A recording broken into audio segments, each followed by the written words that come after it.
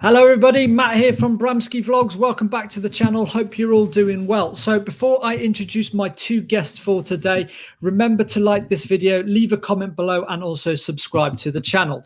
Okay, so imagine working and living in the French Alps only to find that a global pandemic has completely railroaded your plans for a ski season, with the ski lifts not opening, planes not bringing any tourists to the area, and the resorts you find are very much a quiet place. Well, that's exactly what's happened to my two guests for today.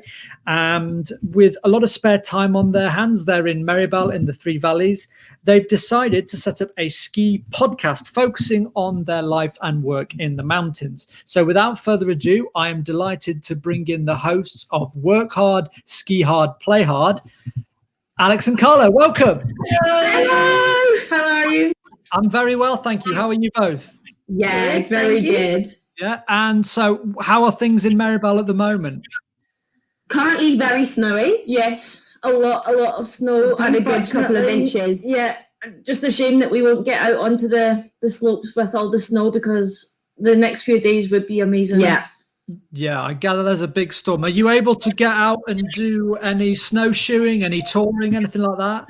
Yeah, people are really getting into the snowshoeing and touring. It's gone absolutely nuts. I think a lot of the sports shops down the mountain have sold out of like snowshoes and poles and stuff, because everyone is just like taking advantage of it and getting up there. I did a bit today, and we're going to do some on Thursday, aren't we? Yeah.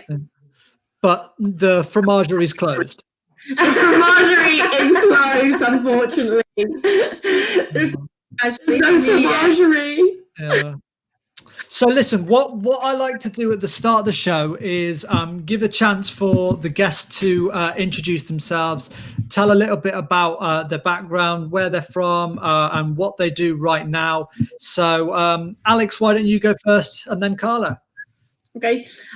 So I have now, this will be my 11th winter season. I did my first ski season actually in Banff, Canada, where I did a ski instructor gap program. And then from there, I did some ski instructing seasons during the winter.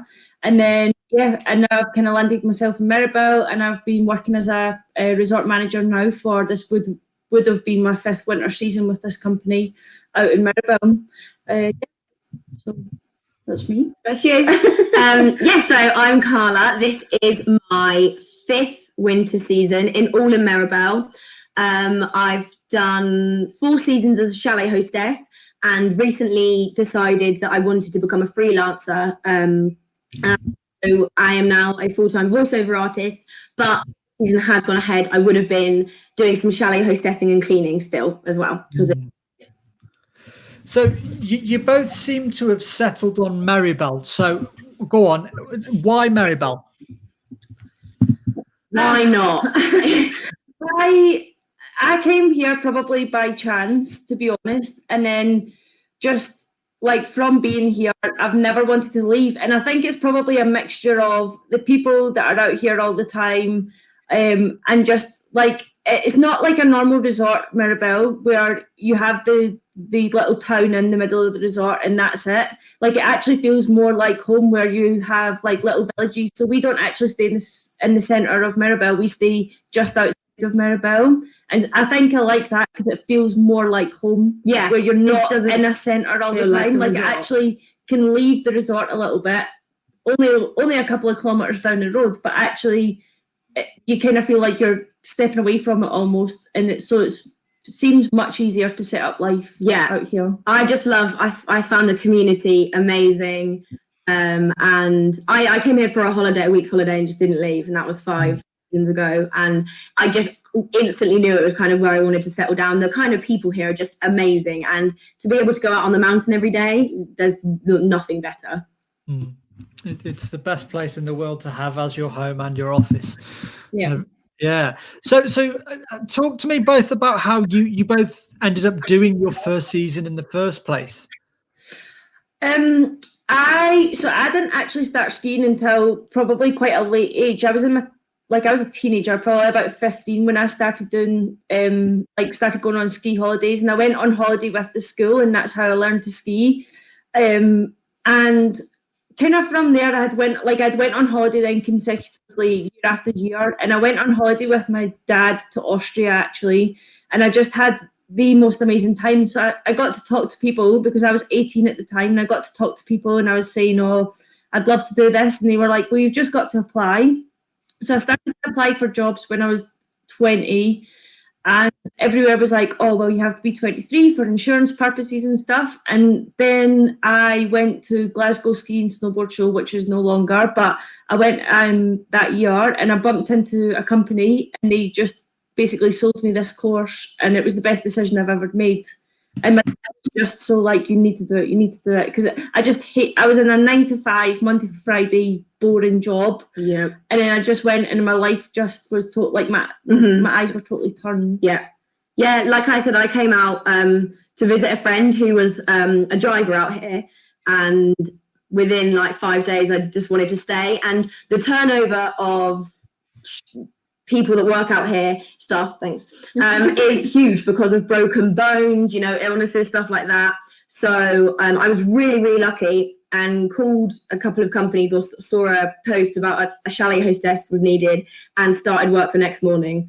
And like I watched one of your videos earlier on today, Matt, and it was the one about whether or not you would want to do a ski season, like what the pros and cons were.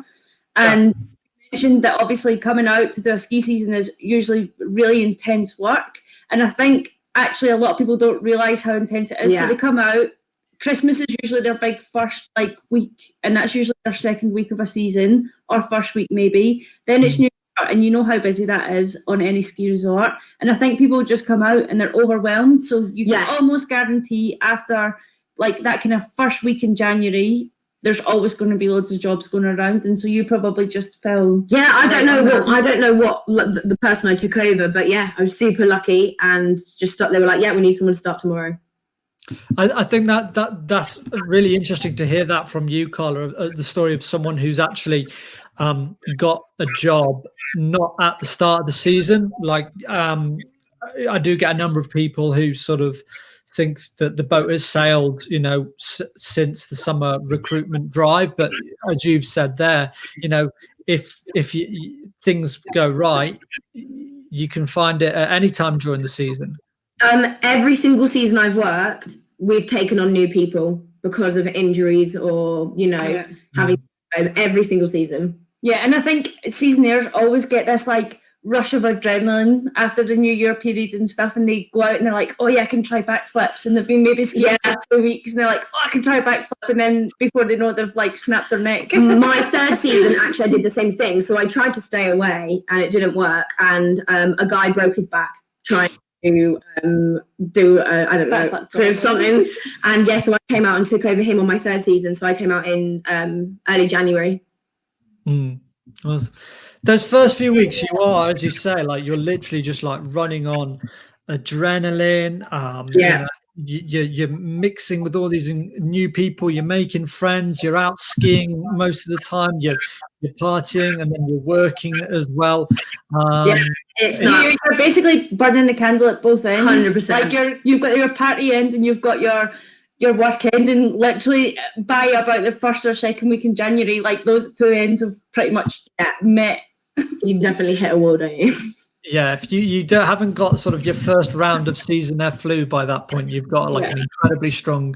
By that time, you're sort of sending requests to the family. Can you send me some Lemsip? Lemsip and paracetamol, please, because a lot of people don't realise how expensive and how hard it is to come by. Yeah. So what are your sort of home comforts when you request a supply mail from the family? Halloumi. Yours is halloumi. Yours is PG tips. A lot of PG tips and stuff. Usually Scottish treats, actually. Not English, because out here we're pretty lucky, and we have the supermarket here has a little kind of English aisle, so you can get Dairy milk and stuff. But I mean, you have to pay a penny. you have to pay the premium. Beans. But if you're really struggling, then you can get it. But Scottish treats, are really random stuff. Yeah, I used to get really excited when you'd look in the English or the foreign section, and I'd be like, oh my god, Yorkshire tea, they've got it. Yeah, I'll go home. It'll cost you a tenner for 50 bags, but I'll have it. Or you kind of you sometimes the pubs will get in like one of those massive like 3,000 tea bag ones, and you just buy them a load from there. Okay, so let's get in a little bit more to some of the work that you've done and that you do at the moment.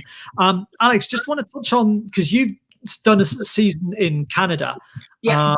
And it was Banff, did you say it was? Yeah, Sunshine Village was where we kind of, so Banff again is a bit like here, where it's a town, it's not actually a ski resort, and then from there you can go to 3 different resorts. You can go to Lake Louise, Sunshine Village, or Norquay. And I had my season pass for Sunshine Village that season. Yeah, I've stayed in Lake Louise before, and I skied Sunshine, and I did Kicking Horse as well. Yeah, and it's a really good areas, and I know that like doing a season in Canada is popular, but you have to get a visa right to go over there. Am I right? Yeah, so you do have to have a worker's visa if you're going to work, but I was very fortunate and I wasn't working. So I basically went over and lived the life of a true ski bum for a full season. Spent, oh my God, so much money.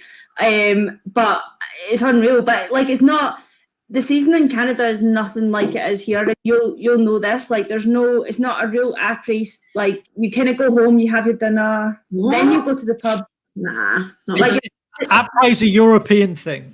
Like, yeah, it definitely is. Because I did a winter season in Australia also, teaching out there.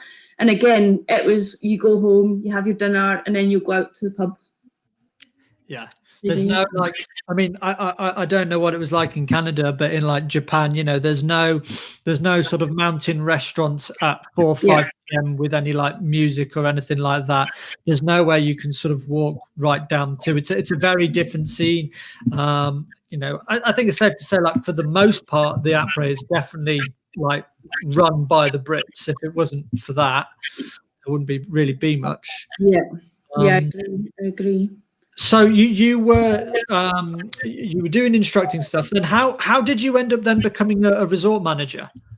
So I I got to a point basically where I had only done so many of my instructor exams, and I had got to a point where I was like, right, I do really need to get on and do the next level. And so I'd got offered a job in Japan actually to go work there for the season, and they had offered to put me through my level 3 and they would pay for it.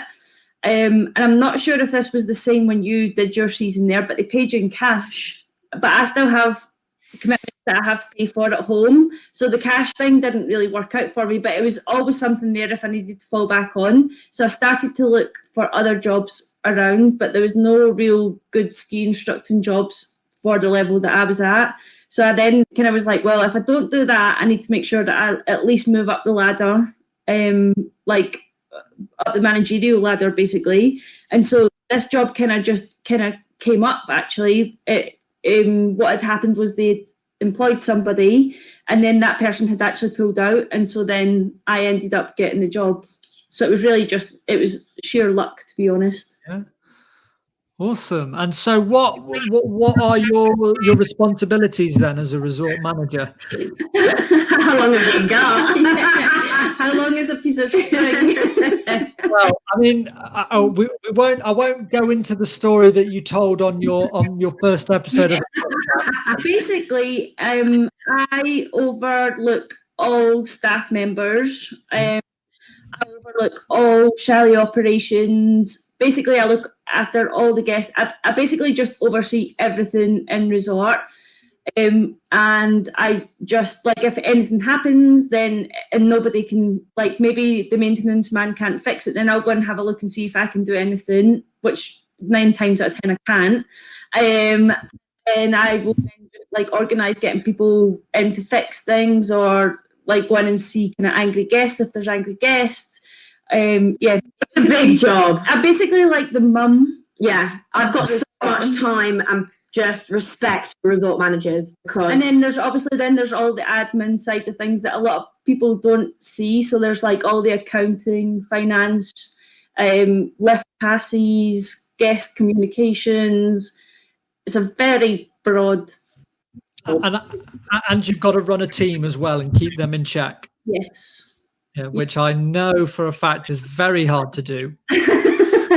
yeah, especially when you've got 30 people under you. Yes.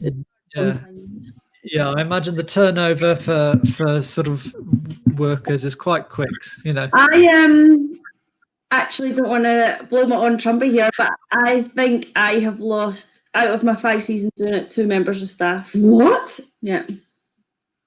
So you've not fired anyone then? Nope. Oh, well, that's probably a sign of a good resort manager then.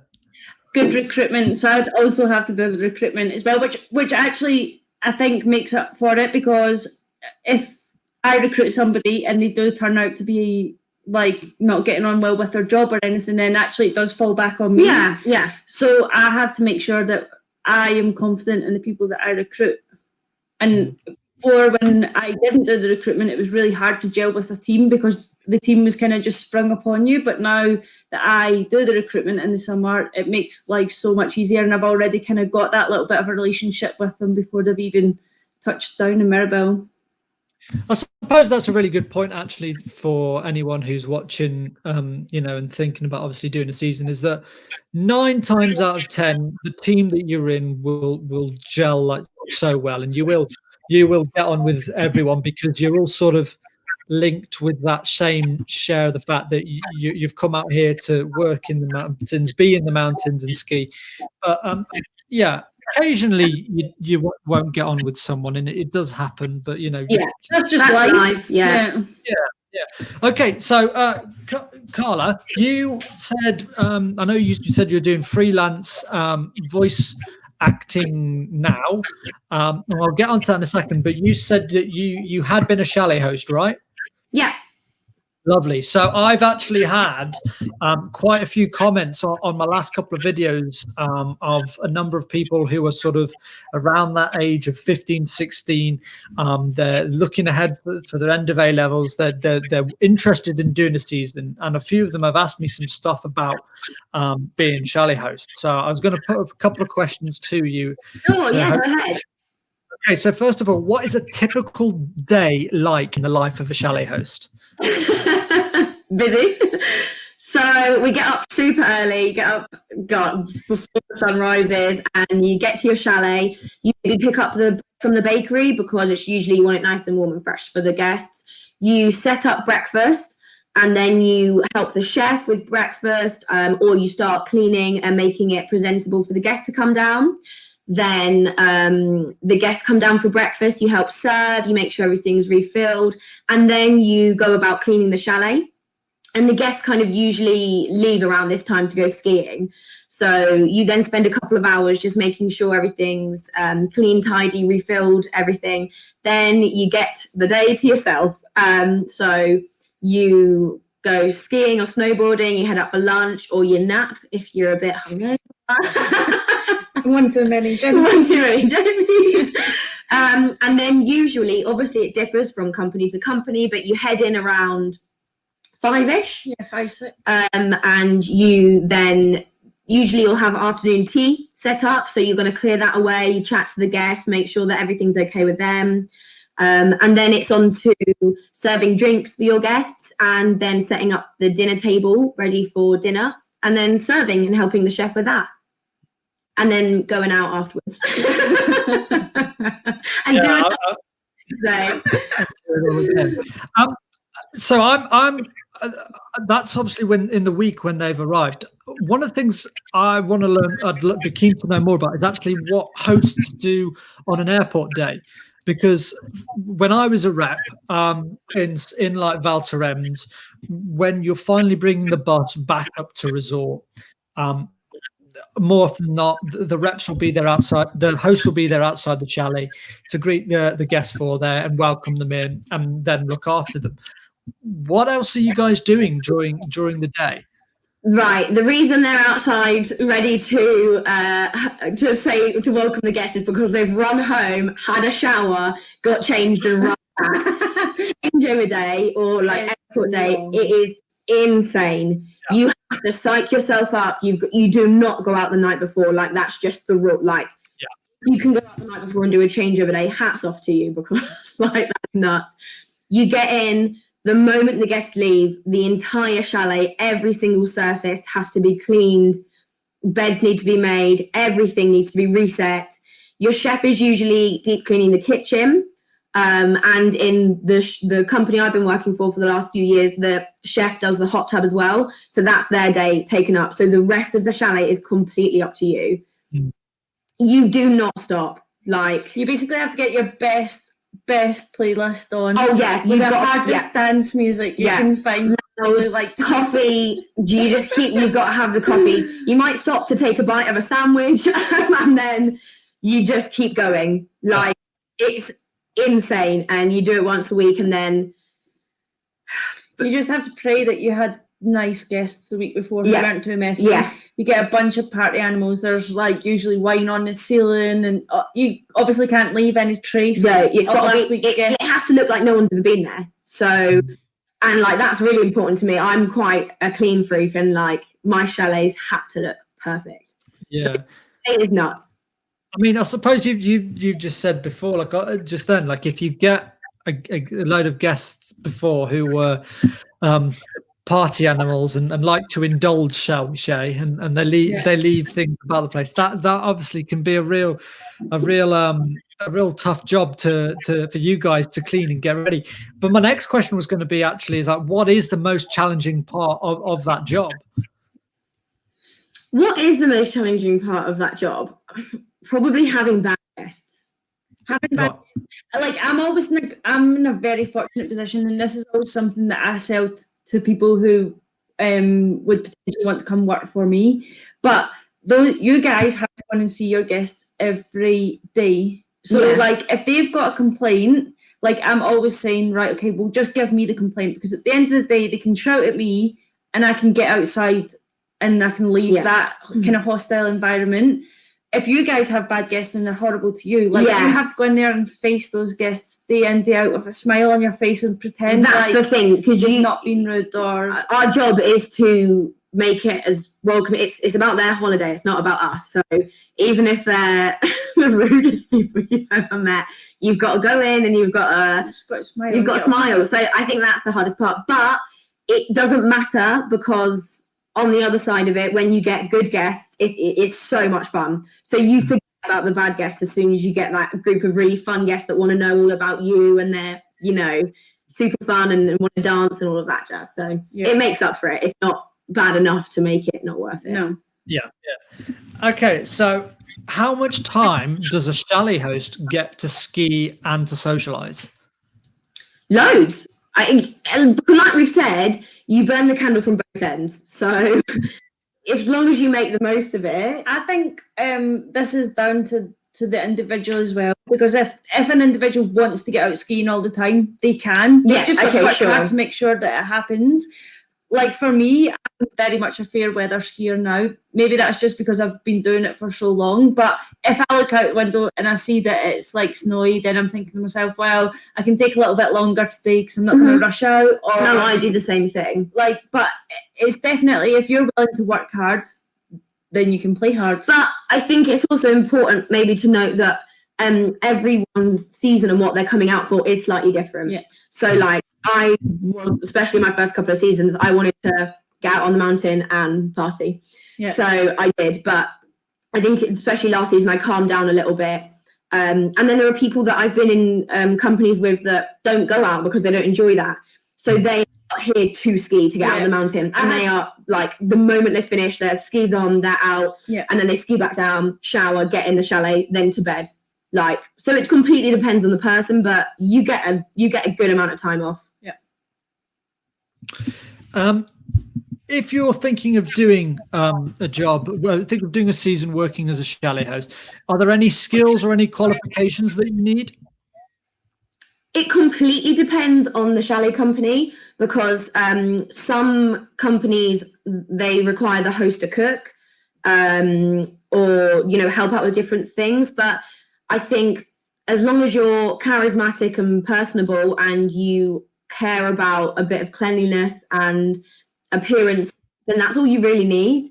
I hadn't had any hostessing experience at all before I did my first day. So, and obviously I got thrown in the deep end. I didn't really get a huge amount of training. I was just trained on the job.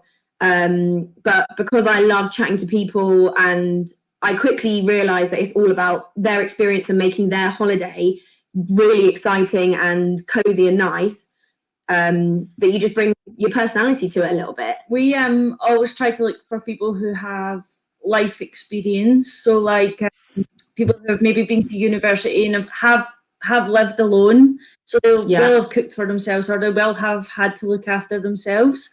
But I mean, that's not to say that you have to have gone to university, because I didn't go to university. So definitely, like, just if you can help around the house doing like cooking and cleaning and stuff, then it's certainly advantageous. Very slowly. The one thing I noticed from my time working as a rep was that at the end of it, well, and probably actually with each season I've done, is that the more times you interact with a guest, you do tend to build up quite a bit of a thick skin, because, you know, throughout a season is quite long, and you will get complaints, and you will get challenges and problems that you have to solve. Would you say that's the same with sort of the work that both you have done? 100%. A huge amount of it, I think, especially it must be for resort managers, is problem solving. Right, we've got this problem. You know, the guests want to do a certain experience. Who do I contact to do that? Or there's a problem in the chalet with this. Or there's a dietary requirement. How do we get around that? It's a huge amount of problem solving. And actually, like you say, the thick skin thing. When I used to get really angry, or like people were getting on at me, then I used to always just sing to myself, and that sounds so stupid. I used to like just sing to myself, because I thought, well, if I'm singing to myself, I'm not really like, I'm listening, but like I'm not getting too, like I'm not allowing it to hurt me too much. You can't be. I was definitely very, very sensitive in my first season, because I'd also never worked in like that environment where it's like the food needs to go out on the table now while it's hot. And I was just so not used to that. So I found it quite overwhelming. And I definitely was quite sensitive on my first season. But you get used to it. And also, again, the bad outweighs the good outweighs the bad. The moment you're back on the mountain, you're like, oh, it doesn't even matter. Like, that's fine. Yeah. Well, look, this was going to be my last question on the hosting to ask you was, name some of the perks of being a chalet host. It's everything. You get to live in the mountains. You get to meet like-minded, literally hundreds upon hundreds of like-minded people. Hopefully you get to work with an epic team that you get so close to. Like me and my chefs and my other hostesses or drivers have always, like, you become a little family, and then with the company you become a little family. You get to ski every day. You get to eat wicked food that your chef makes you. It literally is that. There's so many perks. It's amazing. And if you're thinking about doing a season, I cannot recommend it enough. It's life-changing. Awesome. So we're going to go away now from one of the typical roles of working with tourists. And Carla, you said you're now doing freelance work whilst being in the mountains. What is that like? And sort of talk to me how that came about. So, although I absolutely loved my years as a chalet hostess, you are on quite a strict schedule. And as I got to know people that live here year round and became friends with them, I wasn't able to ever kind of see them that much, because you're in for this chunk in the morning and this chunk in the evening. And it started not to kind of fit. I didn't get to see the people I was getting close to as much. And also, it's such hard work. Like, it really is. And I don't think I could have done it another year, because it is tiring, isn't it? Like, and if you've not got it in you anymore, like the love and the passion for wanting to make the guests happy, then it's time to finish. And I kind of decided that I wanted to live here, or live around this kind of area, or maybe travel or something. So I decided to think about things that I could do freelance. And I went to drama school, and we did a little bit of voice acting and radio there. and I really liked it. So I thought, like, can I try and get that up and going? So luckily my dad's in the same business. So working with my dad over summer a couple of years ago, he taught me everything and I got set up. And I was just kind of doing it for a little bit of pocket money on the side during my last 2 ski seasons. And then with this summer, obviously being in lockdown and everything shutting and there wasn't a huge amount of work going around, I just thought, when is there going to be a better time than try and do this full time? So I set it started quite slowly, but now I am like really, really gratefully living off of my voiceover work, which is amazing. And it means that I can do my own schedules and get out on the mountain when I want and be a bit lazier because I work from home.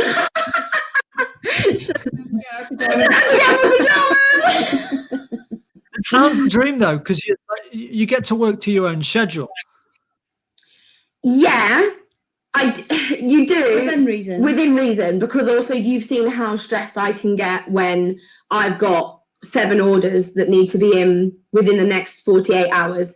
And I do have to cancel social things because this has to come first. So yeah, you do work to your own schedule, but I don't just have all the free time in the world still.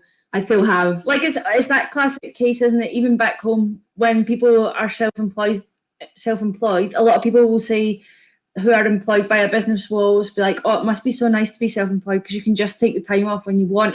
But actually, they don't realise that to be self-employed is really actually very stressful, because if they do take that time off, who's paying you your holiday? Yeah. Who's looking after things if you're not there? So actually, it's like, yes, I took a day off yesterday and took half the day off today, and then this afternoon I was so stressed replying to emails and trying to get back on top. You forget that you're not handing over to anyone when you take that time off. So it is amazing, but I think I'm still trying to find the balance between when to switch off and finish work and when to give myself a little bit of time off. And making sure I fulfill those hours to make my rent.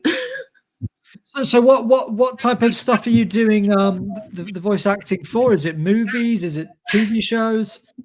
It's literally everything. I work on a freelance platform, so anyone can ask me to do their work. And Alex loves hearing about all the random stuff that I'm voiceovering for. But I do fire extinguisher last week. I did the voice of a fire extinguisher last week, which was glamorous. I do a lot of e-learning. So I work on quite a lot of big projects with kind of revision videos for younger kids. There's very little I haven't done. I've done some DJ drops. You're going to be on Alexa. I'm going to be Alexa's new burping and farting sound with my friend Maxim. Really? Okay. And that's the life of a freelancer. Thanks, Alex. Right, okay, for the sake of getting this live on video, can you give me your fire extinguisher voice? Can you give me your DJ drop and then Alexa's fart and burp one? This is an exclusive. If I'm going to have Alexa's voice on here, I've got to take up this opportunity. You're mainstream now. You're farting and burping. Okay, right. So the fire extinguisher was very cute. She was like, "Hi, hello, it's me. I'm a new fire extinguisher." Right, that's that. My DJ son is a bit more. Alex's first debut album out now. The soundtrack to your summer. That is brilliant. I don't know. I'm panicking, burping on cue.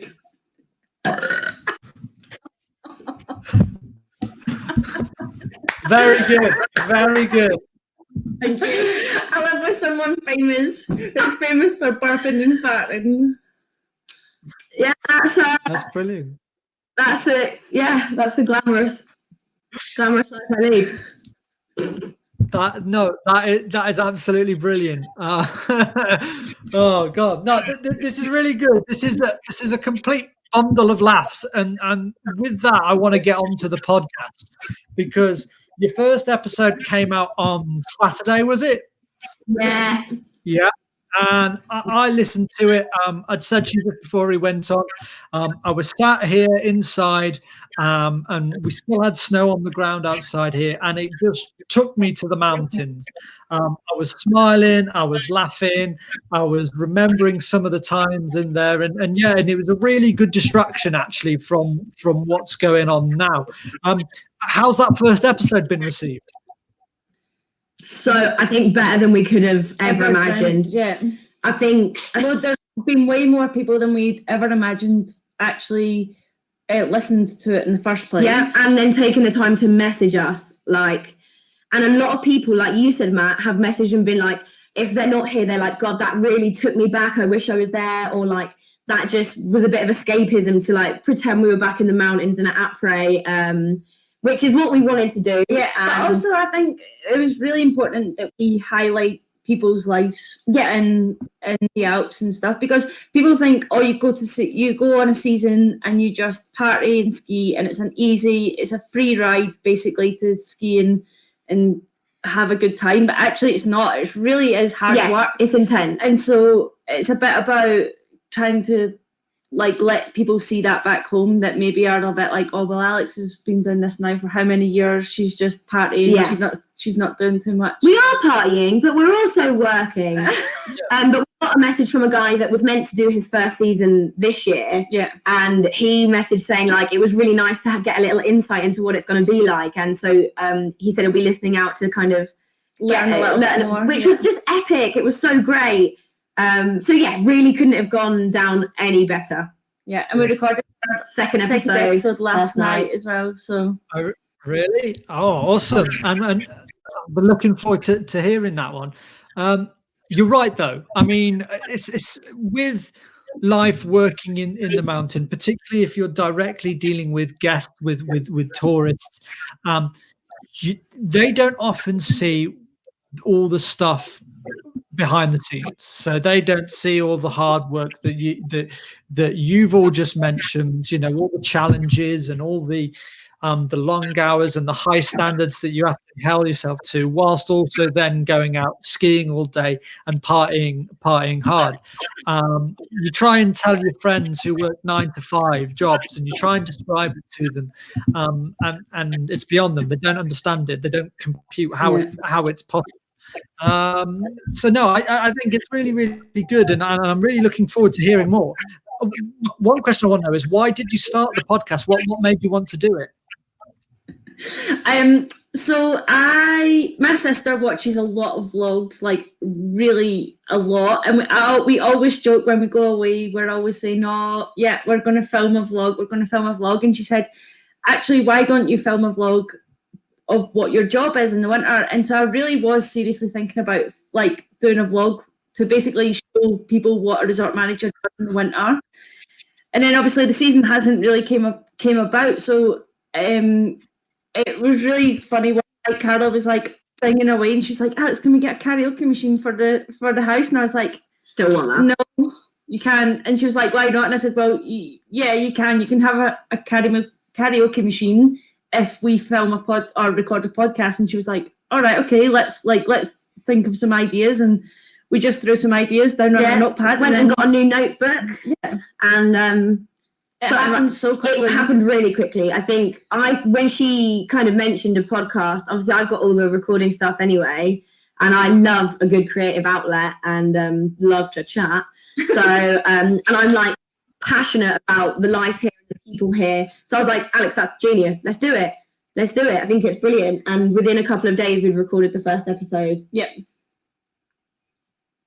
Well, it sounded like you've been doing it for ages. Honestly, you gelled really well, and it, honestly, it was really good. I must admit, like I gave it a go podcasting probably a year or 2 years ago, actually, and I think it probably helps when you have someone else with you, right, as a coach. Yeah, I don't think I'd do it by myself. No, I mean, it would be pretty boring to listen to my voice all the time anyway. Well, I can't say the same about mine because it's my job. But But I think it 100% helps that we've got each other to bounce off, bounce ideas off, veto stuff, get reactions. Yeah, like that's what a lot of it is. Like if we listen to something, we're like, oh my god, we think we're so funny.